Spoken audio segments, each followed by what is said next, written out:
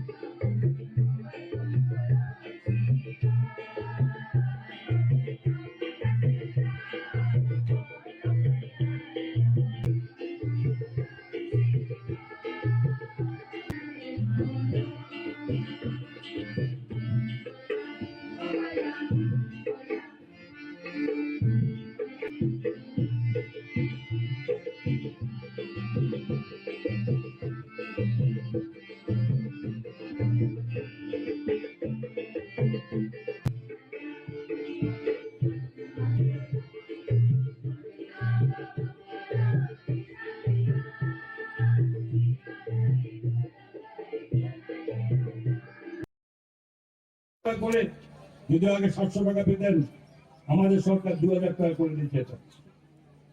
বিভিন্ন সরকারি সুযোগ পাবেন, টাকা সরাসরি কোটে আসবে, আপনার অ্যাকাউন্টে আসবে। অ্যাকাউন্ট করতে বলেছে জিরো ব্যালেন্স, কোন টাকা লাগবে না, যাতে আপনার টাকা আপনার কাছে আসে। দ্বিতীয় কাউকে সেখানে তার মাঝখানে হাত দেওয়ার জায়গা তার প্রয়োজন নেই। এটাই প্রধানমন্ত্রীর লক্ষ্য। যার ধরুন প্রধানমন্ত্রী চাইছেন যে দিল্লি থেকে যদি 100 টাকা পাঠাই, 100 টাকা যাতে রাজ্যের মানুষের কল্যাণে কাজ হয়, এই ধরনের ব্যবস্থা করা হয়েছে। এগুলো করতে হবে, না করলে তাহলে সেখানে পাবেন না, আপনার ন্যায্য পাওনা থেকে বঞ্চিত হবেন। ঠিক তেমনি বিভিন্ন ভাবে যেখানে মুদ্রা লোনের ব্যবস্থা করা হয়েছে, সকালে বাড়ছে সংখ্যা এবং সেখানে প্রফেসর ডক্টর মানিক সাহা এবং আগে 2018 আগে বিপ্লব কুমার দেব যখন মুখ্যমন্ত্রী দায়িত্বে ছিলেন, আমাদের ডায়েরি থেকে প্রত্যন্ত এই কথাটা মুছে দেওয়া হচ্ছে।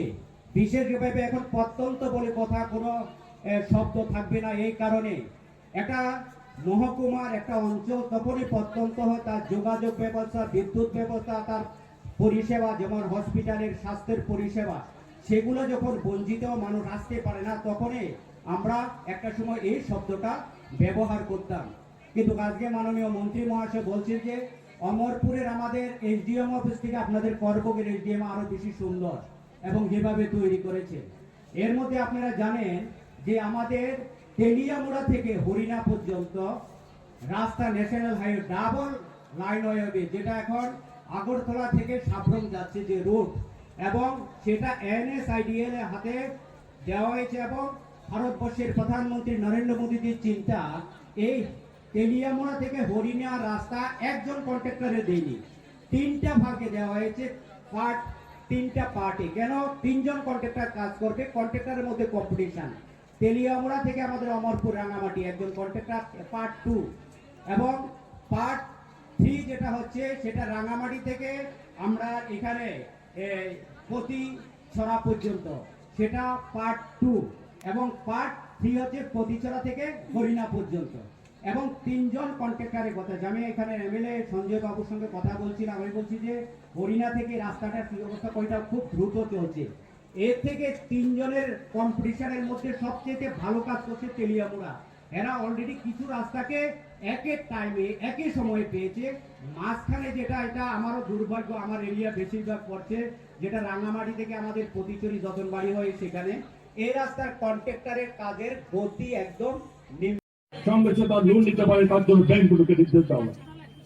কিন্তু কাগজ তো লাগবে আপনার, জমি আছে তার প্রমাণ দিতে হবে। আপনাদের মেশিনারির জায়গা পেয়ে যাবেন, জমি আছে। আগে একটা সময় ভাবুন তো, এটাকে যখন বামপট সরকার ছিল, কয়টা কৃষক তার সঠিক তার সুযোগ পেয়েছে, যেখানে ট্রাক্টর মেশিন গুলো যারা পেয়েছে অর্ধেক মানুষ সেখানে কোনো জমির সঙ্গে যুক্ত ছিল না। বহু মানুষ ফিশারির জন্য মাছের পোনা বা সুযোগ পেয়েছে, দেখা গেল তাদের পুকুরি নেই। আজকে আমাদের সরকার কৃষক যার জমি আছে যে সমস্ত কিছু সুযোগ পাবে, তার থেকে বঞ্চিত হওয়ার কোনো জায়গা নেই। কোন রাজনৈতিক রংচং নয়, কে কার পক্ষে কার বিপক্ষে সেটা প্রশ্ন নয়। প্রশ্ন হচ্ছে রাজ্যের মানুষ, আপনি ন্যায্য পাওনার অধিকারী, আপনি পাবেন। এটাই ভারতীয় জনতা পার্টির সরকার, দেশের প্রধানমন্ত্রী নরেন্দ্র মোদীজির এটাই দায়িত্ব, এটাই লক্ষ্য। এই জন্য বলেছে শেষ প্রান্ত পর্যন্ত মানুষকে সুযোগ করে। বাদ বিচার নয়, রাজ্যের মানুষ ভারতের নাগরিক, তার সাথে কোনো বিভেদ হতে পারে না, তার সুযোগ তাকে দিতে হবে। তো এর বাইরেও আছে যে পিএম জনধন যোজনা আপনাদের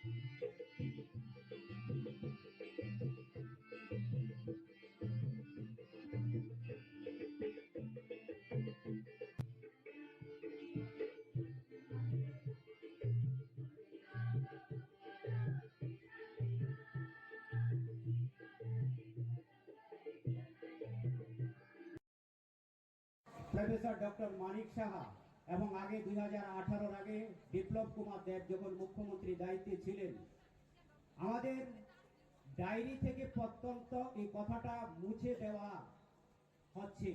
বিশেষভাবে এখন প্রত্যন্ত বলে কথা কোনো শব্দ থাকবে না। এই কারণে এটা মহকুমার একটা অঞ্চল তখনই প্রত্যন্ত হয়, তার যোগাযোগ ব্যবস্থা, বিদ্যুৎ ব্যবস্থা, তার পরিষেবা যেমন হসপিটালের স্বাস্থ্যের পরিষেবা, সেগুলো যখন বঞ্চিত মানুষ আসতে পারে না, তখনই আমরা একটা সময় এই শব্দটা ব্যবহার করতাম। কিন্তু আজকে মাননীয় মন্ত্রী মহাশয় বলছেন যে অমরপুরের আমাদের এসডিএম অফিস থেকে আপনাদের করবগের এসডিএম আরো বেশি সুন্দর এবং যেভাবে তৈরি করেছে। এর মধ্যে আপনারা জানেন যে আমাদের তেলিয়ামুড়া থেকে হরিণা পর্যন্ত রাস্তা ন্যাশনাল হাইওয়ে ডাবল লাইন হবে, যেটা এখন আগরতলা থেকে সাবরুম যাচ্ছে যে রুট, এবং সেটা এনএসআইডিএল এর হাতে দেওয়া হয়েছে। এবং ভারতবর্ষের প্রধানমন্ত্রী নরেন্দ্র মোদীজির চিন্তা, এই তেলিয়ামুড়া থেকে হরিণা রাস্তা একজন কন্ট্রাক্টরে দেয়নি, তিনটা ভাগে দেওয়া হয়েছে, তিনটা পার্টি। কেন? তিনজন কন্ট্রাক্টর কাজ করবে, কন্ট্রাক্টরের মধ্যে কম্পিটিশন। তেলিয়ামুড়া থেকে আমাদের অমরপুর রাঙামাটি একজন কন্ট্রাক্টর পার্ট 2, এবং পার্ট 3 যেটা হচ্ছে সেটা রাঙামাটি থেকে আমরা এখানে প্রতি ছড়া পর্যন্ত, সেটা পার্ট 2, এবং পার্ট 3 হচ্ছে প্রতিছড়া থেকে হরিণা পর্যন্ত। এবং তিনজন কন্ট্রাক্টরের কথা, আমি এখানে এমএলএ সঞ্জয় বাবুর সঙ্গে কথা বলছিলাম, আমি বলছি যে হরিণা থেকে রাস্তাটার কি অবস্থা, কয়টা খুব দ্রুত চলছে। এর থেকে তিনজনের কম্পিটিশনের মধ্যে সবচেয়ে ভালো কাজ করছে তেলিয়ামুড়া। এরা অলরেডি কিছু রাস্তাকে একই টাইমে একই সময়ে পেয়েছে।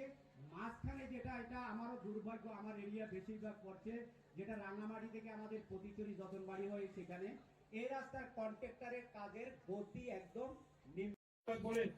যদি আগে 700 টাকা পেতেন, আমাদের সরকার 2000 টাকা করে দিয়েছে। বিভিন্ন সরকারি সুযোগ পাবেন, টাকা সরাসরি কোটে আসবে, আপনার অ্যাকাউন্টে আসবে। অ্যাকাউন্ট করতে বলেছে জিরো ব্যালেন্স, কোন টাকা লাগবে না, যাতে আপনার টাকা আপনার কাছে আসে। দ্বিতীয় কাউকে সেখানে তার মাঝখানে হাত দেওয়ার জায়গা তার প্রয়োজন নেই। এটাই প্রধানমন্ত্রীর লক্ষ্য। যার ধরুন প্রধানমন্ত্রী চাইছেন যে দিল্লি থেকে যদি 100 টাকা পাঠাই, 100 টাকা যাতে রাজ্যের মানুষের কল্যাণে কাজ হয় এই ধরনের ব্যবস্থা করা হয়েছে। এগুলো করতে হবে, না করলে তাহলে সেখানে পাবেন না, আপনার ন্যায্য পাওনা থেকে বঞ্চিত হবেন। ঠিক তেমনি বিভিন্ন ভাবে যেখানে মুদ্রা লোনের ব্যবস্থা করা হয়েছে, সকালতে বাড়ছে সংখ্যা এবং সেখানে সঙ্গে তার লোন নিতে পারে, তার জন্য ব্যাংকগুলোকে নির্দেশ দেওয়া হয়। কিন্তু কাগজ তো লাগবে আপনার, জমি আছে তার প্রমাণ দিতে হবে। আপনাদের মেশিনারির জায়গা পেয়ে যাবেন, জমি আছে। আগে একটা সময় ভাবুন তো, এটাকে যখন বামপট সরকার ছিল, কয়টা কৃষক তার সঠিক তার সুযোগ পেয়েছে? যেখানে ট্রাক্টর মেশিন গুলো যারা পেয়েছে, অর্ধেক মানুষ সেখানে কোনো জমির সঙ্গে যুক্ত ছিল না।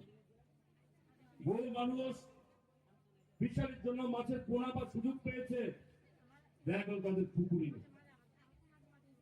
আজকে আমাদের সরকার কৃষক যার জমি আছে, যে সমস্ত কিছু সুযোগ পাবে, তার থেকে বঞ্চিত হওয়ার কোনো জায়গা নেই।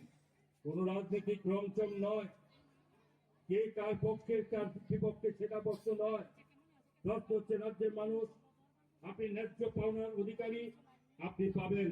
এটাই ভারতীয় জনতা পার্টির সরকার, দেশের প্রধানমন্ত্রী নরেন্দ্র মোদীজির এটাই দায়িত্ব, এটাই লক্ষ্য। এই জন্য বলেছে শেষ প্রান্ত পর্যন্ত মানুষকে সুযোগ করে। বাদ বিচার নয়, রাজ্যের মানুষ ভারতের নাগরিক, তার সাথে কোনো বিভেদ হতে পারে না, তার সুযোগ তাকে দিতে হবে। তো এর বাইরেও আছে যে পিএম জনধন যোজনা। আপনাদের যারা এই রাজ্যের মানুষের অধিকাংশ মানুষ কৃষি ক্ষেত্রের উপর নির্ভরশীল, দেখায়নি প্রধানমন্ত্রী দিচ্ছেন। প্রত্যেক বছরে কত পাচ্ছে কৃষকরা?